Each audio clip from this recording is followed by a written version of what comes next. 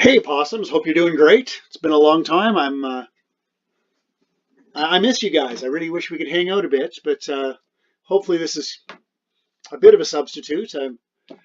I'm making a little video. You won't see my face because I don't have the technology for that worked out yet, but you will hear my voice, and we'll do a little bit of math yet. You can see it's got the interesting name of the hanging chain. So I am going to do a lesson today about a hanging chain. So a little while ago, I was wondering back to the question of the hanging chain. It's a problem I solved in about my third year at university, and I hadn't done it in a long time, so I thought, I wonder if I could still do that. And it did take me a little while to figure, quite a while actually, to figure out how the demonstration works. And then when I got that, I was thinking about you guys, because whenever I do stuff like this, I think, wow, I wonder what the possums could do with this. So that took me probably a week to figure out how can I take this and put it in language and structure and form that would make sense for possums. And I think I've done it. So here I am talking to you with the obviously a screencast happening. And we'll see if we can make some sense of a problem. And hopefully I can have well, not hopefully, I'm going to have the joy of talking to you. And hopefully there's a little bit of pleasure in you guys hearing my voice again. So the hanging chain was posed. Well, I'll get to that actually just a second. Before we do it, there's a couple of preliminaries. So I'm going to do 3 things in advance so it'll be easier later. Now, a more natural development would involve doing everything in the kind of logical sequence of solving the problem. But I think in this case, because there's some technical details, I don't want them to get in the way. So the first thing I want to talk about is the length of a curve. And you may or may not have ever asked the question, if I've got a curve, say, I'll just draw an arbitrary curve, how long is it? I mean, to go from point A to point B, how long is that curve? And the solution is really quite cute. It's quite clever. What we're going to do, as you can imagine, I'll put the red on here. I could divide this into a bunch of little pieces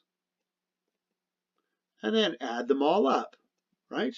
So each piece, I'll just draw in a little thing like that. It's delta x this way and it's delta y this way. And we can use the Pythagorean theorem to get the length of the hypotenuse. And then we add up all those hypotenuses and we'll have the length of the curve. And that sounds pretty straightforward. So the length of the curve is going to be the sum of each delta x squared plus delta y squared, and then you take the square root, right? Just Pythagoras. Well, I'm going to do 2 things now. This is not that useful as it looks. So I'm going to factor out delta x squared. So we have the sum of the square root of 1 plus delta y over delta x. Spidey sense should be tingling. But since I factored out a delta x squared and then took the square root, I've got delta x on the outside. This should be looking a little bit suspicious right now. What I want to do is let delta x go to 0 so that the length of our curve is the limit as delta x goes to 0 of the sum of the square root of 1 plus delta y over delta x squared times delta x. There should be 2 things going on in your mind right now. First of all, this should be looking a bit like a derivative. the limit of delta y over delta x as delta x goes to 0? Yes, that is indeed dy by dx. The other thing is the limit of a sum as delta x goes to 0 should be looking like an integral to you right now, which gives us this amazing reality that the length is going to be the integral from 0 to x, or we'll just go from a to b,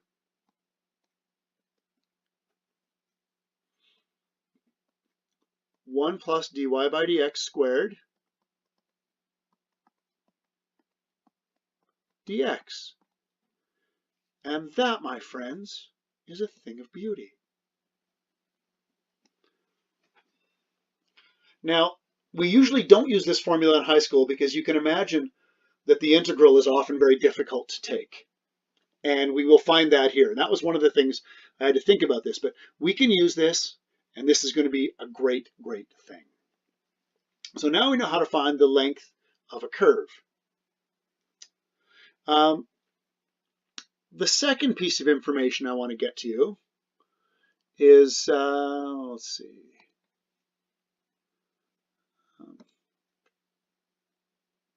Well, it's just an integral, okay? And you can probably see how this is going to relate to this. So the second bit, yeah, I'm just going to tell you, right? Because we have the integral of dp divided by the square root of 1 plus p squared. Now, this is actually a pretty fun integral to take, but it involves two wickedly clever substitutions. So I'm not going to make you do it. The first thing you would do is, actually, I'm not even going to tell you what to do. I'll let you figure that out someday. It takes too long. We're already 7 minutes into this. So maybe one day I'll do that one for you as well. But I'm going to just tell you right now that that integral has the magnificent result of the natural log of p plus the square root of 1 plus p squared. You'd never guess that in a million years, but it's true. And if you don't want to take my word for it, you know, you can pause this video right now and just take the derivative of p plus the square root of 1 plus p squared, do a little bit of fun work with radicals, and you'll see it, in fact, does simplify to that. So that's our second little bit. We're going to need both of these things later.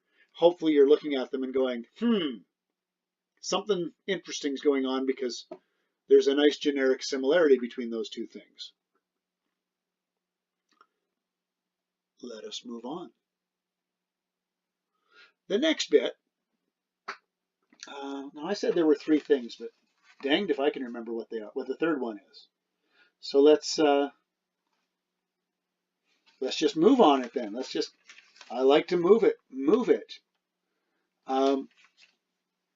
So let's think about the hanging chain. Here I have a hanging chain.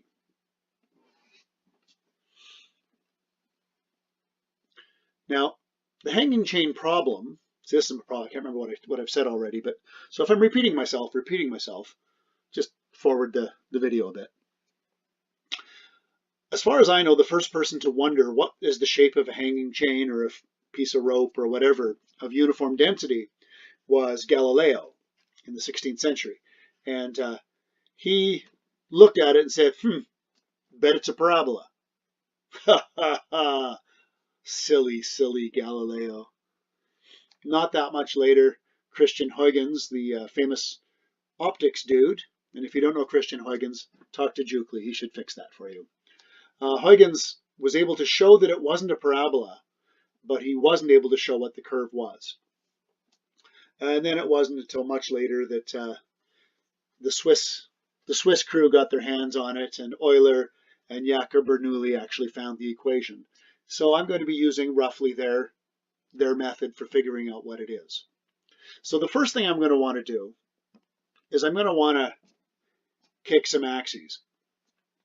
And it seems to me the most sensible place for the y-axis is right through that center, because we have left-right symmetry. It seems pretty reasonable to take advantage of it. Now, first guess might be to put the x-axis right through the vertex. I won't do that. It's a good guess. We could do it, but then we discover it gave us some integration constants we didn't like. So I'm just going to take advantage of other people's work, and that'll help us out here. So now our strategy is this. I'm going to take this point here when x equals 0, and I'm going to take this point here, and I'm going to figure out what all the forces are that are being applied to that chain. And then I'm going to use those forces to write a differential equation. We will solve by integrating. Nudge, nudge, wink, wink. Remember what we just did. And then with a little bit of algebraic jiggery-pokery, we will have solved the mystery of the hanging chain. Sounds pretty exciting. I think so. So the question now is, what are the forces that are playing on this chain? Clearly, we've got gravity. So if I look between these 2 points, I'll say that's x, and I'll say that's 0. So between 0 and x, the weight of the chain is pulling downward. So we have to figure out what the weight of the chain is. So we've got weight pulling down.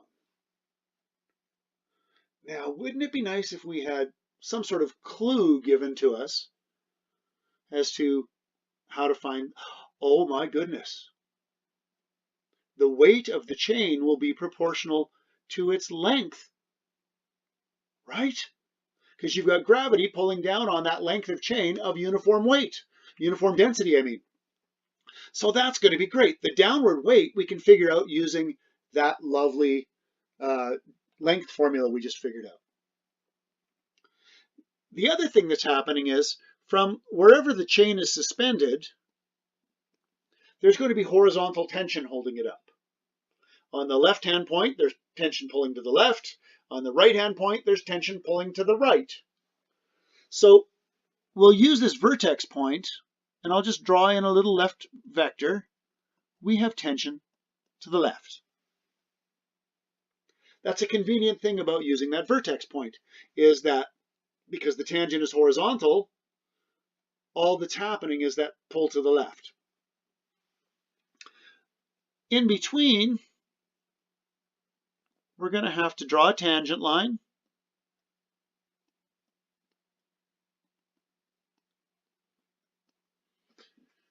And we'll call that tension to the right. And it has two components. It has a horizontal component, which is going to be TR times some constant. Now, we could say the cosine of the angle, but the cosine of the angle, if you look at this diagram, is proportional to dx. And the vertical component is TR dy. Now, I have played a little fast and loose here, because it should be TR cos theta, TR sine theta, and then we take a limit and get dy and dx in. I'm just going to say, take my word on this, I think it makes sense to you, that these are just scales, right? This TR dx is just some multiple of TR cos theta, and TR dy is going to be some multiple of TR sine theta. If you have to stop and think about that and draw your own pictures, that's cool too. But I think we'll be okay on this. So now, things work out quite nicely, because our tension to the left is equal to our tension to the right times dx. Again, scaling out everything. Okay. Our weight is going to be canceling out our vertical component. So,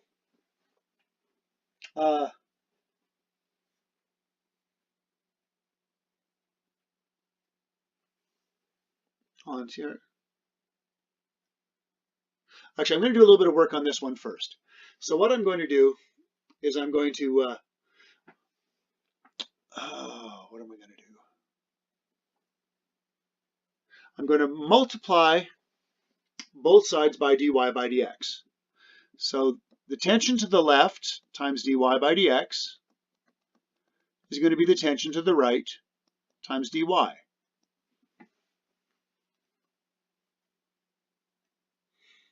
We're going to use that in just a moment. Now, so this is our left-right. If we look at our weight, the weight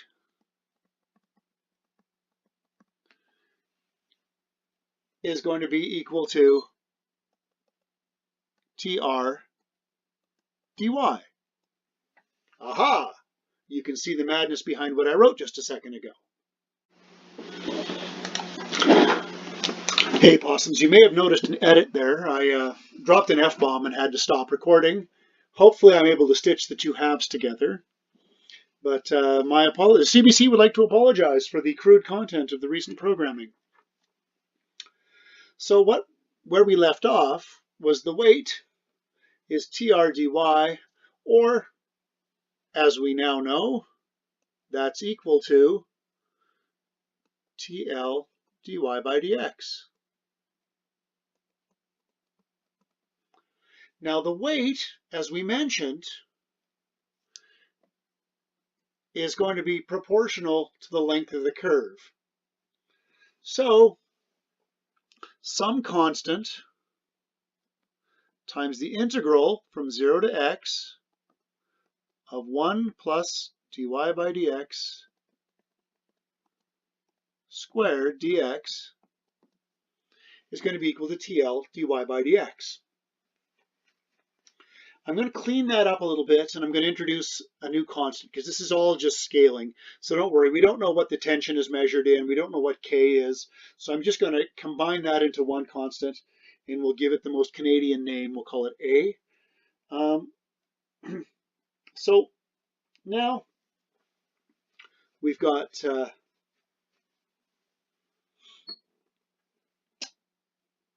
how are we going to do that? We're going to go dy by dx is going to be some constant times that integral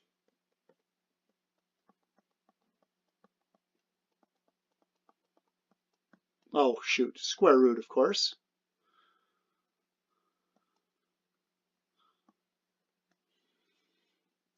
Mr. Sloppy here. Dx. And again, don't worry about A. It's just we're going to have a constant of some kind here. And this is the first really groovy trick we're going to get to. I'm going to take the derivative of both sides. I know. Is he mad? Yes. Mad, bad, and dangerous to know. Okay, so we take the derivative of both sides. So d2y by dx squared is going to be, hey, wait a minute. The derivative of an integral just makes the integral sign go away. And the derivative of the constant that you would have added on is just 0. So this is beautiful. I can now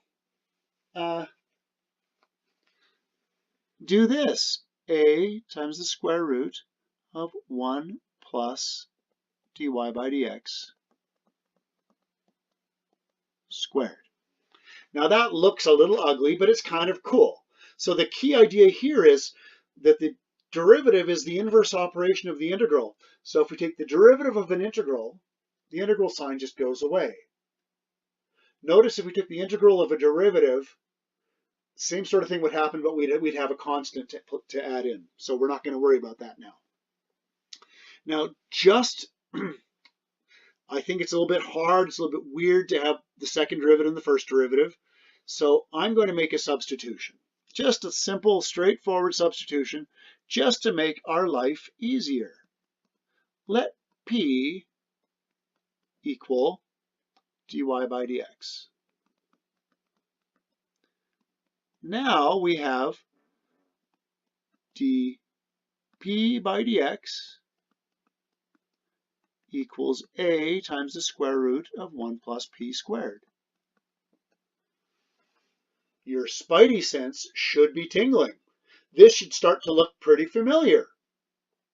We're going to do a little bit of algebra on this, a little bit of hocus pocus. So I'm going to put you may remember the fancy dancy name for this. This is a differential equation with variables separable. I'm going to put the p's on the left, I'm going to put the constant and the x's on the right, and we get something like this. dp divided by the square root of 1 plus p squared equals a dx. So now I can take the integral of both sides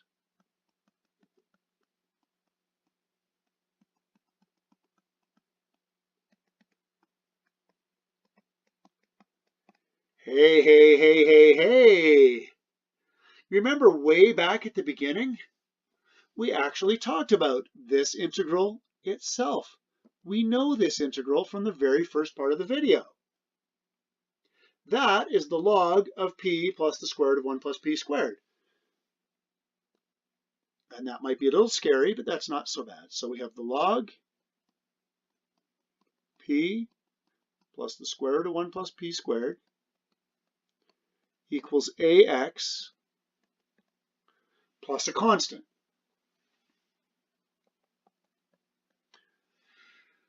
But hang on. Remember how we chose our axes right at the very start? P is dy by dx. So p is equal to 0 when x equals to 0. So our constant is 0. I'm not going to worry about this now. If you want to go back, rewind, or you can just take my word for it. But c equals 0. So we're in business. Now, this might look like, oh no, this is getting worse instead of better. But hang in there. Now, p plus the square root of 1 plus p squared is e to the ax. Well, that's all right. That's kind of nice. We would like, though, to isolate p. And we're going to use a trick. It's a good trick, but it's a trick. I'm going to notice that if I go e to the negative ax, that's just the reciprocal of this.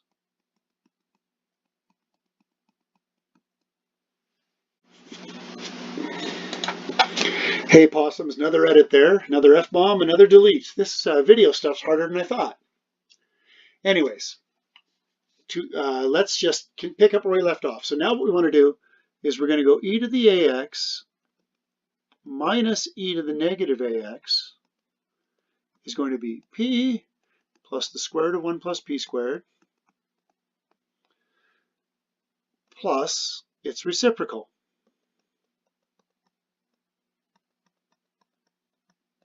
So far, so good. To add these, we're going to need a common denominator, so we'll do that right away.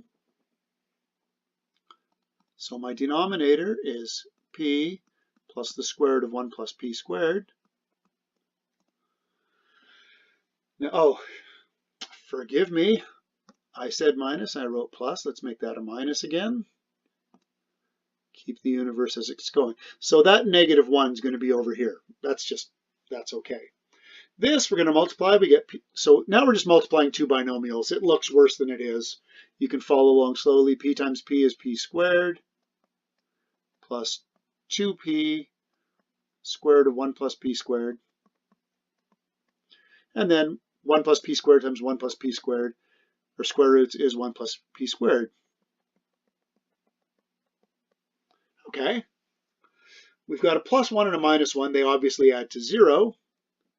So now, what have we got? We've got 2p squared plus 2p square root of 1 plus p squared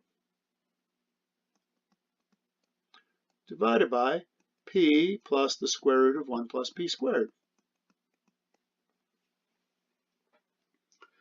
Well, check that out. we can factor 2p out of the top, and we're left with p plus the square root of 1 plus p squared divided by p plus the square root of 1 plus p squared. So those cancel out, zinga zinga, and we're left with e to the ax minus e to the negative ax equals 2p. Holy smolies.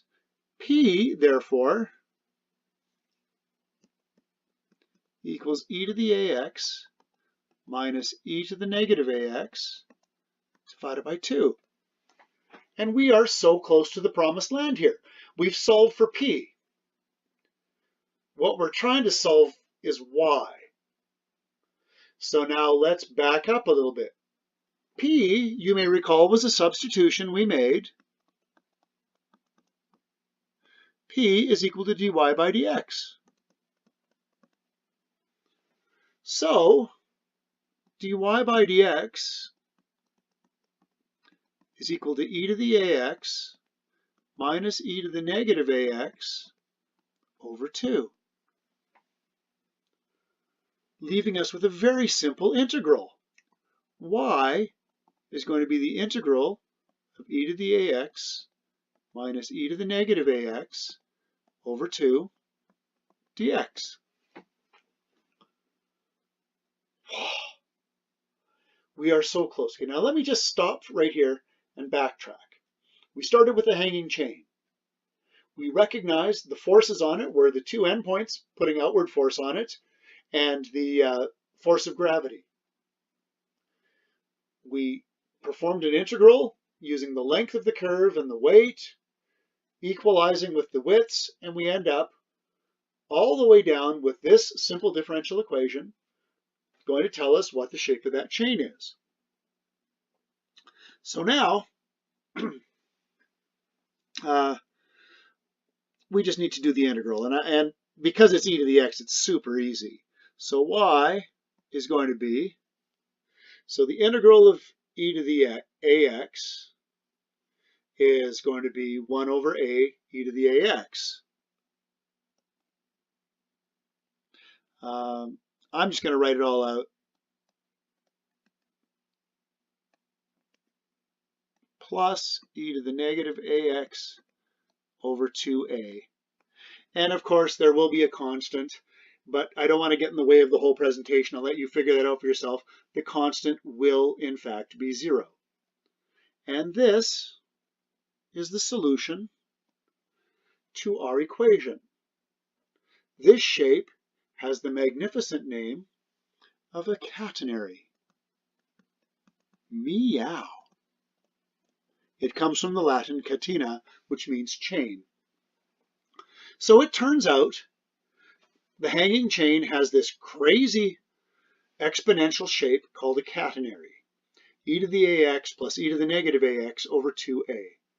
That is pretty amazing. Now, if you allow me, I'm going to pop up Desmos, where I've already got it drawn. I just used a equals 1 here. And you see, that's a plausible looking shape for our chain, which is very, very nice.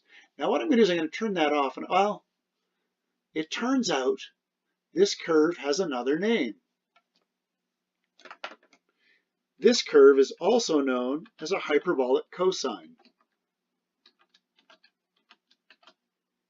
And there we have the hyperbolic cosine, and there's the function we drew. I don't know what those extra dots are doing there, but you can see the e to the x plus e to the negative x over 2 and the hyperbolic cosine of x are indeed the same graph. So that's it. We have used thoughts from vectors. We've used the definition of the derivative. We've used the definition of the integral. We've figured out a formula for the length of a curve. We've solved the physical problem.